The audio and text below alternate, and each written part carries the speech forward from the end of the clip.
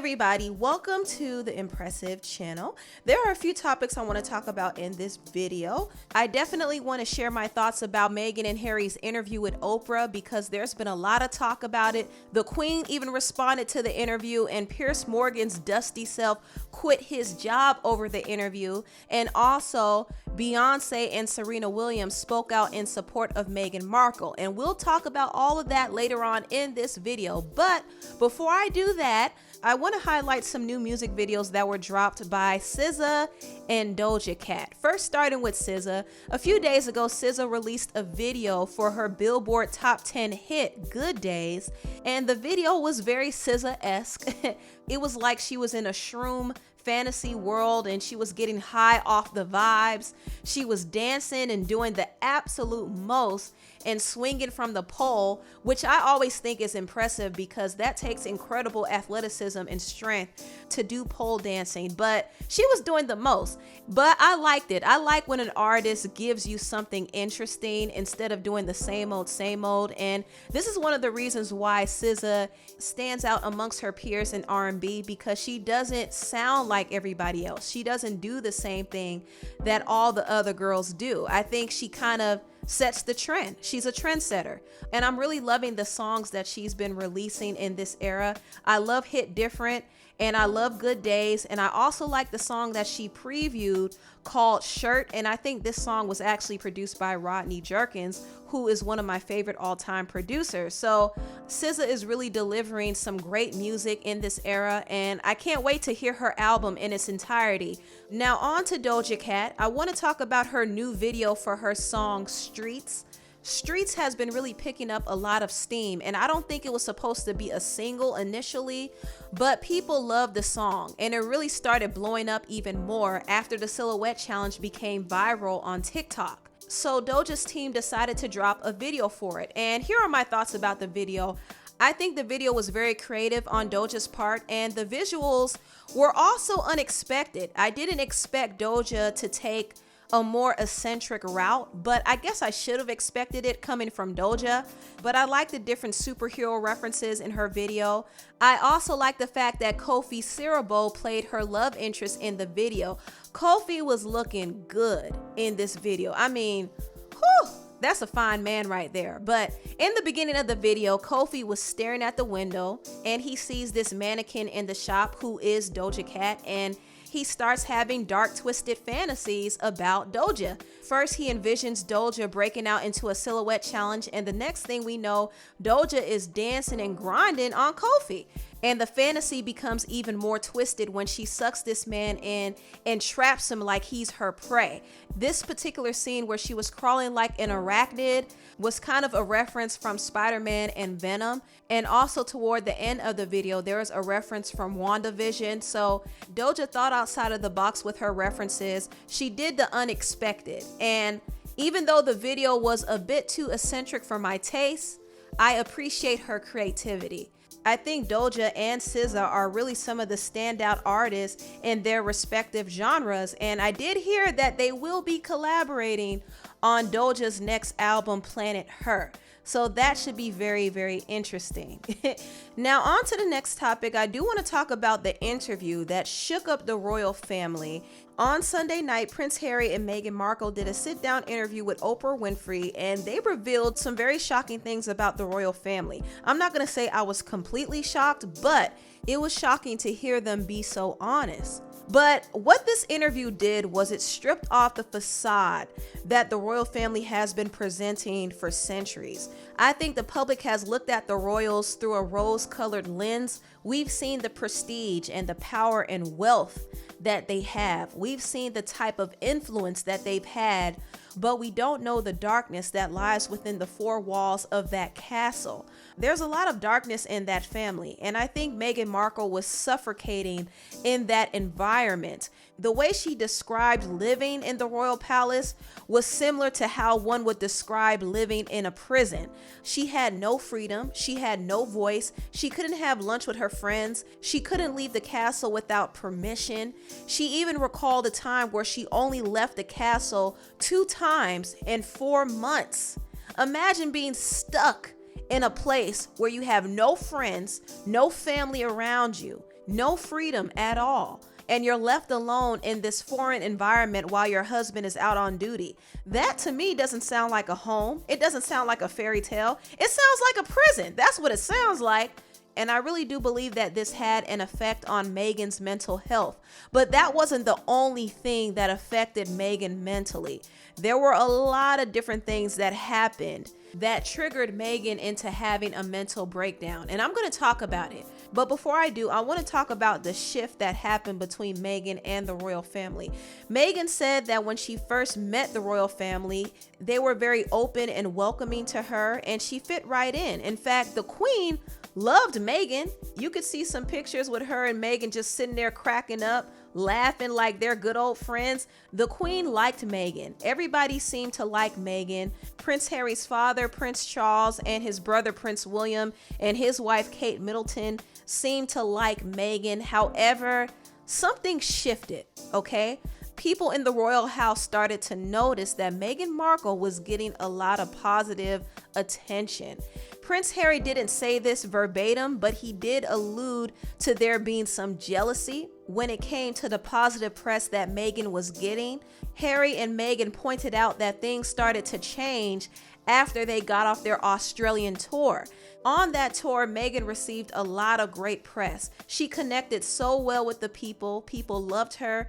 And it's actually similar to the love that Harry's mother, Princess Diana, got when she went on the Royal Australian tour with Prince Charles.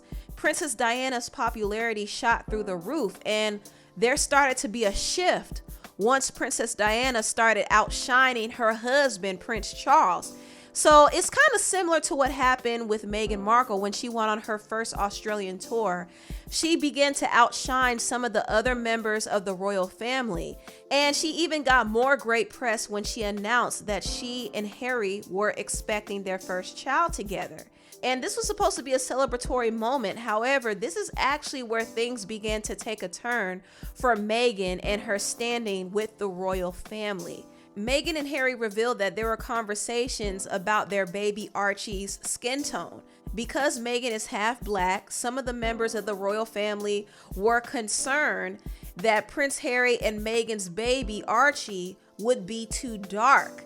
So the family pretended to be okay with Meghan when she first married Prince Harry because she brought the family good publicity. She made the royals seem like they were being more progressive. But the minute she announced that she was expecting a baby with Harry, that's when the racism started to rear its ugly head. Now, the Queen did release a response to the claims that the royal family members were making complaints about the baby's skin tone being too dark. She said this: "The whole family is saddened to learn the full extent of how challenging the last few years have been for Harry and Meghan. The issues raised, particularly that of race, are concerning. While some recollections may vary, they are taken very seriously and will be addressed by the family privately. Harry, Meghan, and Archie will always be much loved family members." And also, Prince Harry's daddy, Prince Charles, attempted to clean up the backlash by posting black people on his Instagram page. And he hasn't posted black people in a while. So it's clear that he was trying to shake off the racist claims, but I'm not buying it. I definitely believe what Meghan and Harry said. They were afraid that the baby was going to be too black. And the royal institution wanted to treat her son Archie differently because he had black genes in him. They didn't want to give him a royal title, and they didn't want to give him security. And Meghan was like, hold on now. My son may not be in the run-in to be the next king, but he still is the grandson of the monarchy. Why can't he be protected by security? It became painfully clear to Meghan that the royal institution was not interested in protecting her mixed race baby. It didn't matter if the baby was the son of the prince. They didn't have any interest in protecting her baby, nor did they have any interest in protecting her. And let's talk about this, because the royal institution played a major role in breaking Meghan down. Now, the royal institution is not to be confused with the royal family. It's actually the business of the royal family. So there are some people in charge of the institution who make the rules and conduct what goes on in the business. And from the way it was described, it seems as if the royal institution controls the royal family. The royal institution has a lot of power, and they have a direct relationship with the UK tabloids. So they actually play a role in spinning narratives in the tabloids. If they want positive stories printed about them, they will tip off the tabloids. If they want to clear up any false stories, they will also tell the tabloids. However, they did nothing to stop the tabloids from tearing down Meghan Markle. The media was printing out all types of lies about Meghan, but not once did the institution step forward and protect her from the obvious smear campaign.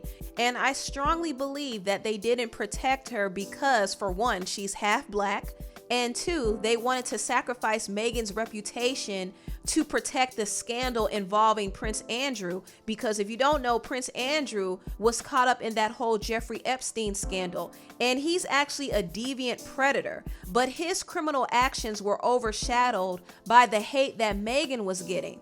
Another reason why I think the royal institution wanted Meghan's character smeared in the press is because they were jealous of her. Meghan is the Duchess, not the crown princess. So the fact that she was getting the same type of reception that a crown princess would get definitely made some people in the institution feel some type of way. And I wouldn't be surprised if she made some people in the royal family feel jealous. So to take Meghan down a notch, they allowed her to be ripped apart in the press, and they did nothing to defend Meghan Markle. The press was spreading all types of lies about her. They would constantly put her down in the media. They would uplift Kate Middleton, but turn around and criticize Meghan for doing the same thing that Kate did. And also they spun this lie that Meghan made Kate cry, when in reality, it was Kate who made Meghan cry.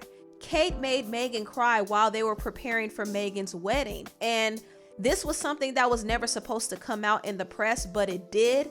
And it's obvious that the royal family and institution twisted this story and leaked this information to the press to make Meghan look bad. They wanted to assassinate Meghan's character and create a narrative out there that would make the public look down upon her. And there were already people who didn't like Meghan from the jump because she is biracial and she is a divorcee and an actress. They didn't like her to begin with, and they felt like she wasn't good enough to marry into the royal family. But those tabloids pushed more negative narratives about Meghan that made the public turn on her. Not only that, Meghan said that while she was pregnant, she contemplated ending her life several times. It was a constant thought, and she tried to get help, but the institution would not help her. So the institution didn't care anything about her life. They didn't care anything about her unborn child, and they didn't care anything about her reputation. And they expected her and Harry to go out and work for them? Really? So this is what caused Prince Harry and Meghan to step down from the royal duties, because they both realized that Meghan was not being protected, and the last thing Harry wanted was for history to repeat itself. He saw what happened with his mother, Princess Diana, and how the royal family drove that woman to her death.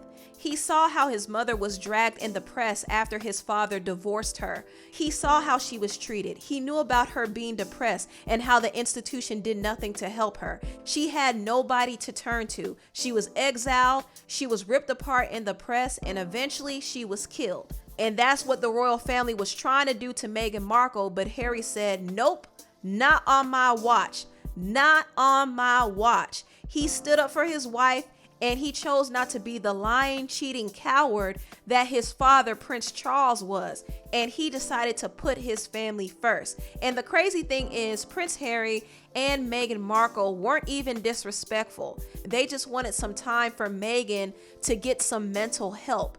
Also, they didn't want to continue doing so much work for an organization that wasn't going to protect them, which is why they took a step down from the royal duties. But when they did that, the royal family actually cut Harry off. The only person who is still really in contact with the family is the Queen. The Queen has been the most supportive of them, which is surprising to me.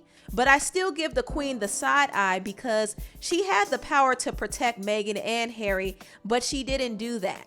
So I definitely give her the side eye. There's something about her I don't trust.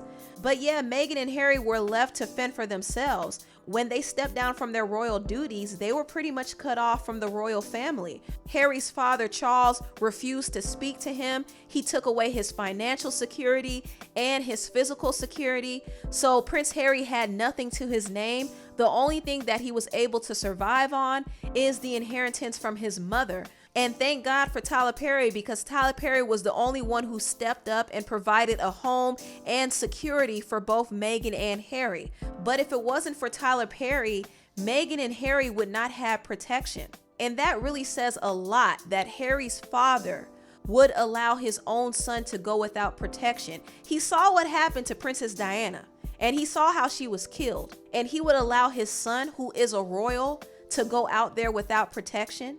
That's really disturbing and really trifling.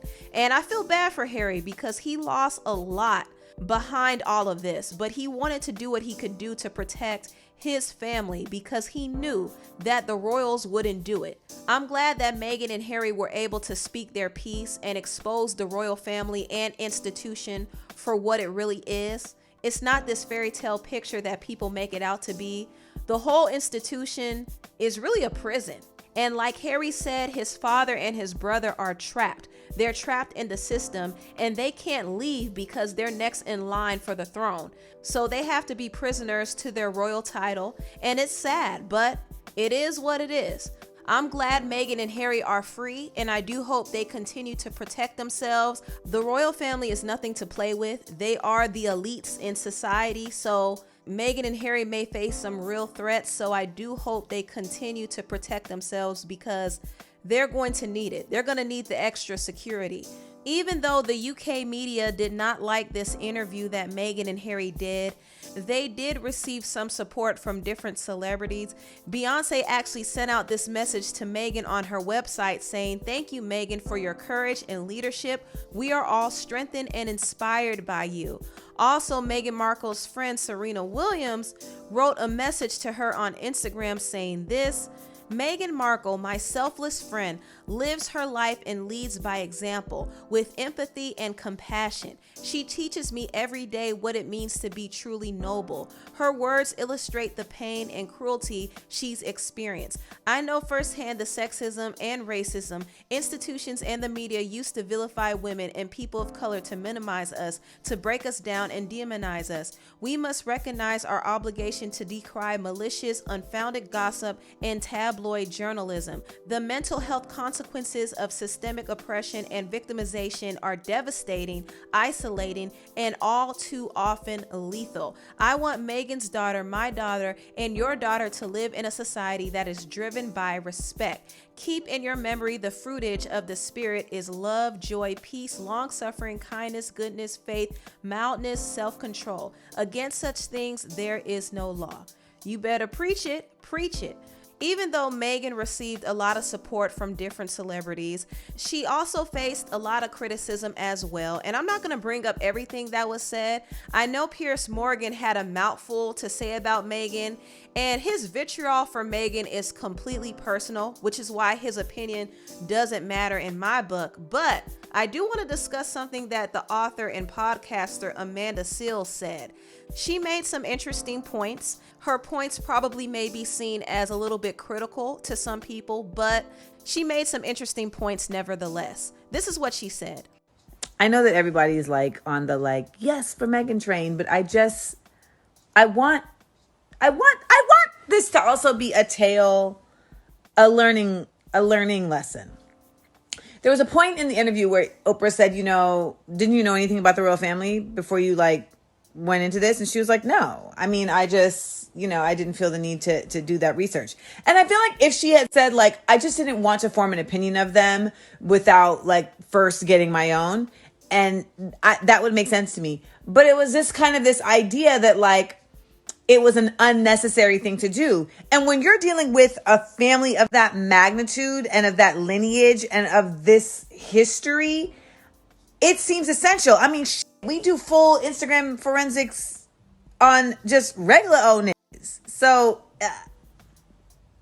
do not feel ashamed or weird about doing research about somebody that you're interested in. It is imperative. outgoers internets can be your friend and save you from marrying into a racist royal family that has not only been the lineage of slavery and oppression that has helped to, spread global misery across this world, but also, a family that has been suspicioned of being responsible for the passing of your husband's mother. So, yeah. Google is your friend. I just feel like when you go into any situation as a black woman, even if you consider yourself biracial, you still black in your mind. I just feel like when you go into any situation as a black woman, like there's always a certain level of like, how black am I going to have to get? And in this particular situation, I'm like, how do you not go into this with the consciousness of like, it could get real? I mean, I've gone into certain Walmarts and known that me being a black woman could be an issue. You was going into Buckingham Palace. So that's what Amanda had to say. Now, I'm in full support of Meghan. I 100% support her, but Amanda Seales made some good points. Tough points, but good points. Meghan definitely could have avoided the heartache she faced if she actually did her research on the royal family. Now, I personally don't know much about the royals. I have a very surface level knowledge about them, but I don't know much about their controversial history. I did hear that they have a very dark history though, but the royals have been able to enchant the general public with this fairy tale image. So most people don't focus on their history. They're too enamored with the image. And I think this is what happened to Meghan Markle. She was more than likely enamored with the royal family's image, and she romanticized the idea of being a part of the royal family. She was charmed by a prince. He swept her off her feet, and she thought that she was going to live happily ever after in a castle. But little did she know, she would end up being trapped in a dark, lonely dungeon full of people who can't stand her because of her race. I think Meghan was optimistic about being a part of the royal family because she thought she could have a picture-perfect life, but she had to find out firsthand how terrible the experience actually was. And I feel bad for her. I feel bad that she went through what she went through. I think she definitely could have avoided going down this path, but just like a lot of women, she ignored the red flags and she got herself into a situation that was very difficult for her to get out of. And this is a cautionary tale for everyone. Don't jump headfirst into a situation or a relationship without doing the proper vetting first. I'm glad that Meghan Markle was able to come out on the other side and speak her truth. And I definitely support her, but I do think she should have paid attention to the signs before marrying into the family. And she definitely should have done her research. Lastly, I want to talk about the crusty, dusty Piers Morgan because he's been getting dragged for constantly attacking Meghan Markle. He's actually one of the people in the press who's played a role in tearing down Meghan. And the reason why he's so pressed over Meghan is because she ghosted him for Prince Harry. I followed 4 of the stars of Suits on Twitter. Yeah. Within 5 minutes, I got this direct message from Meghan Markle. A private message, obviously. Yeah. And it said, "Hey, I'm a big fan, and so excited you're following me." And this is She said to you. That's about 3 years ago. And I replied, and then another guy in Suits who plays another character, he got involved too, and we corresponded quite regularly on Twitter, publicly and privately. She began sending me early copies of Suits episodes. Right. She'd email me from, places like Rwanda. I thought we had a good sort of friendship building. She then said, "I'm coming to London to watch the tennis with Serena Williams," who's her friend, and I know Serena well too. And she said, "Would you like to meet up for a drink?" I said, "Come to my local pub, I'm an Irishman." We had 2 hours in the pub. She had a couple of dirty martinis and a couple of pints. We got on brilliantly. And then I put her in a cab, and it turned out to be a cab that took her to a party where she met Prince Harry. And then the next night, they had a solo dinner together, and that was the last I ever heard from Meghan Markle. And I have never heard from her again. So what happened? She ghosted me, Ryan. Meghan Markle ghosted me. Do you think she just went, gone? I'm afraid, look, I really liked her. This is why it hurts. No, I really liked her. Now, from listening to this story, it sounds to me like Piers Morgan was reading too deep into his relationship with Meghan. I think Meghan reached out to Piers because he's one of the bigger media personalities in the UK and she wanted to network with him. So she befriended him, but I don't think she had any real interest in him. And he felt like he was played, and to this day, he's bitter about it. So this is the reason why he's going so hard at Meghan now. And he's been going hard at Meghan for the past couple of days on the show Good Morning Britain. But Piers Morgan has been getting dragged, so much to the point that he actually stepped down from the show because he couldn't handle the backlash. Sorry, can't do this. Absolutely. Bye, wig. Anyway, tell me what you all think about this video down below. Please like, comment, and subscribe, and share this video if you care. Thank you so much for watching, and I'll see you next time. Bye.